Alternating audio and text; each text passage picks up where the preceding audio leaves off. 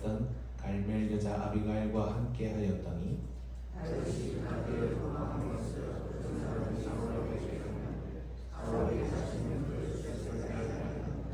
다윗이 아기스에게 이르되 바라건대 내가 당신께 은혜를 입었다면 지방 성읍 가운데 한 곳을 내게 주어 내가 살게 하소서.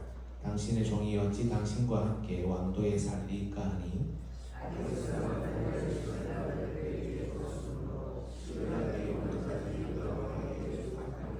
다윗이 블레셋 사람들의 지방에 산 날수는 같이 읽을까요? 다윗이 블레셋 사람들의 지방에 산 날수는 1년 4개월이었더라. 아멘. 오늘 우리가 살필 내용은 다윗이 블레셋으로 피신하는 장면입니다. 여러분 1절을 한번 보실까요? 다윗이 그 마음에 생각하기를 내가 후일에는 사울의 손에 붙잡히리니 블레셋 사람들의 땅으로 피하여 들어가는 것이 좋으리로다. 여러분 다윗이 사울을 겁내고 있는 것처럼 보이지 않습니까? 지난 시간에 우리가 살폈듯이 사울은 더 엉망진창이 되고 또 다윗은 신앙이 더 굳건해진다고 했는데 이 구절을 보면 그렇지 않은 것처럼 그렇게 보입니다.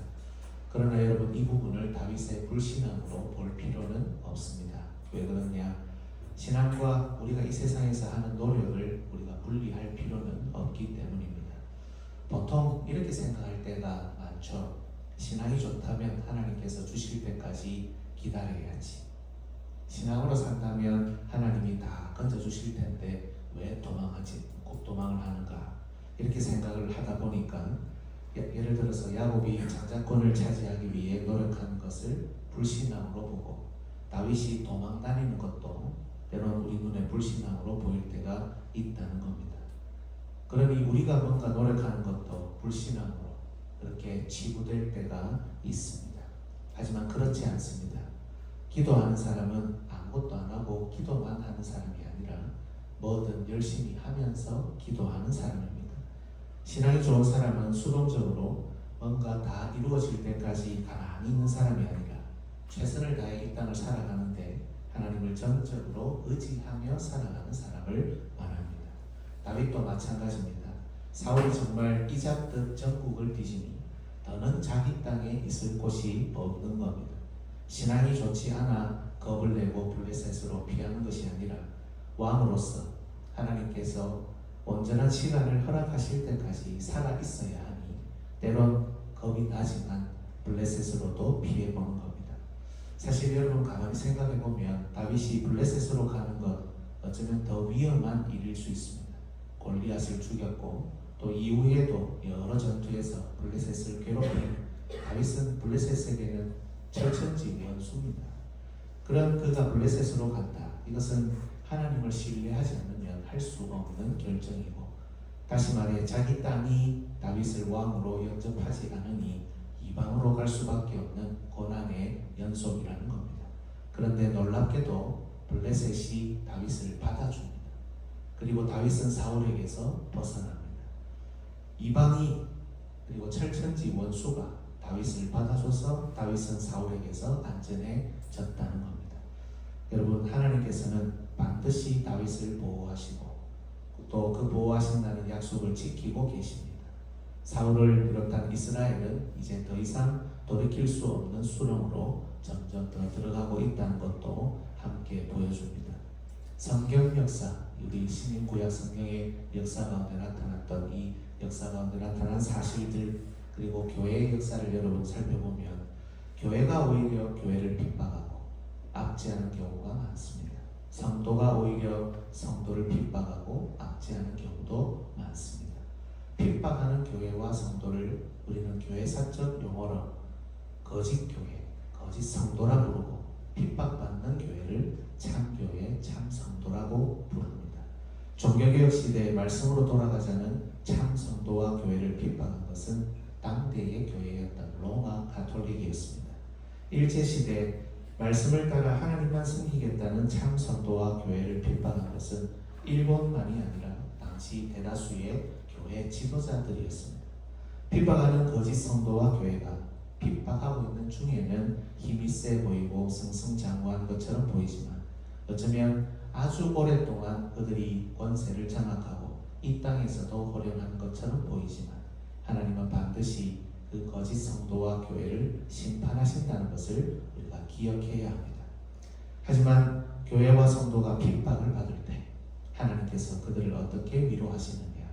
놀랍게도 세상이 그리고 이방이 우리가 생각하지도 못했던 관련 없는 사람들이 우리를 위로한다는 겁니다. 바울이 유대인들의 핍박을 받아 고소를 당할 때 바울을 구해준 것은 유대인 동족이 아니라 로마였습니다. 종교개혁자들이 로마의 공격을 받을 때 그들을 구하고 위로했던 것은 세상의 위정자들이었습니다. 다윗이 사울과 그의 추종자들로 인해서 머리 둘 곳이 없을 때 하나님께서는 철천지 원수의 마음까지도 움직이셔서 다윗과 그의 사람들 그리고 그들의 가족들을 받아주시고 위로해 주셨습니다. 이것이 하나님께서 자기 백성을 보호하시고 돌보시는 방식이기도 합니다. 여러분, 우리 하나님은 우리가 어떤 상황, 어떤 형편에 있든지 우리가 만약 하나님의 신실한 백성이라면 우리가 생각하지도 못했던 방법을 통해서라도 우리를 지키고 보호하신다는 것을 여러분 믿으시기를 바랍니다.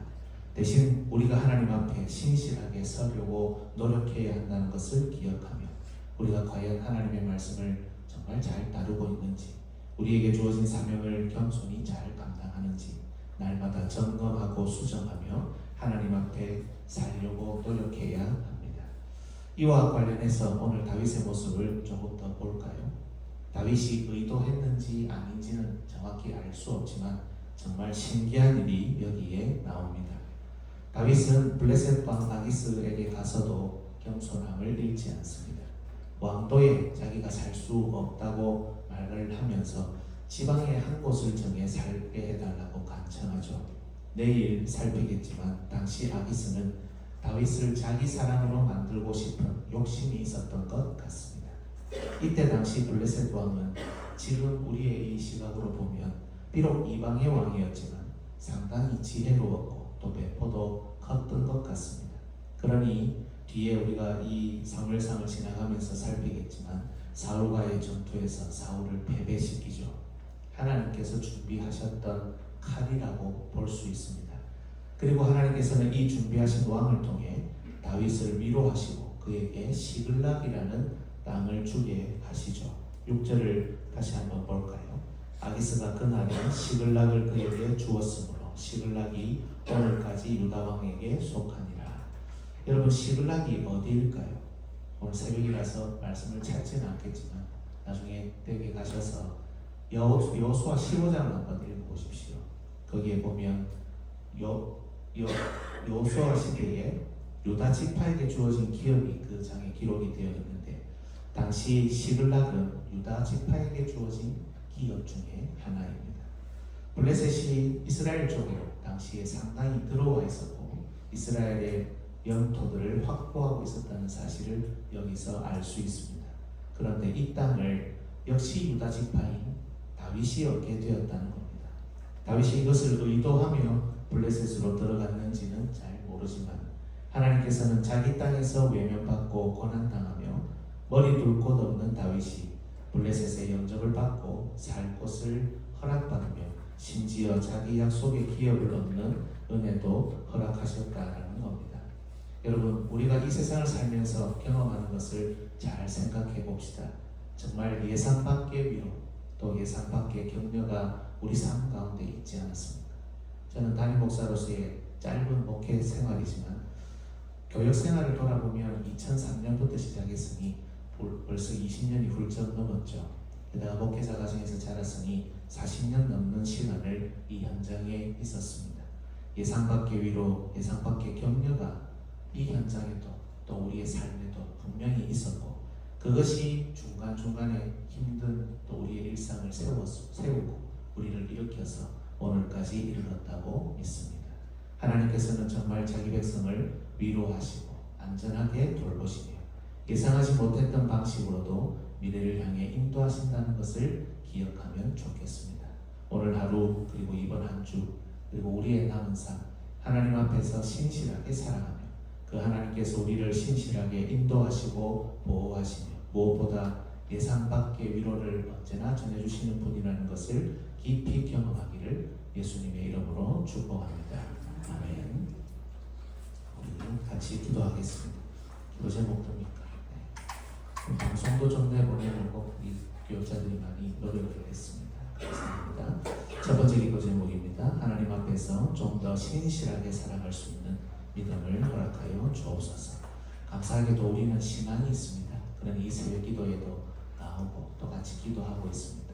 신실하게 살기 위해 좀 더 노력하는 그런 아름다운 모습 계속해서 경지할 수 있도록 주님 인도해 주옵소서. 두 번째입니다. 하나님께서 허락하시는 예상하지 못한 위로와 사랑을 우리 남생에 풍성하게 경험할 수 있도록 주님 인도해 주옵소서. 세 번째입니다. 참 성도, 참 교회로서는 은혜를 우리에게 허락하시고 조금이라도 사탄이 좋아할 거짓된 모습 없도록 또 제거해 나가도록 우리에게 은혜를 더하여 주옵소서. 네 번째입니다. 어려운 형편에 있는 지체들 위해서 병중에 있는 분들 또 여러 가지로 힘든 분들 우리 주변에 있는 줄 압니다. 위해서 기도해 주시기를 바랍니다. 마지막으로 다른 사람의 영역을 소중히 여기며 말과 행동이 예의 있고 품이 있는 우리 모두가 되도록 주님 인도하여 주옵소서. 우리 시간에 같이 한번 기도하고 개인의 기도 제목으로 기도합니다.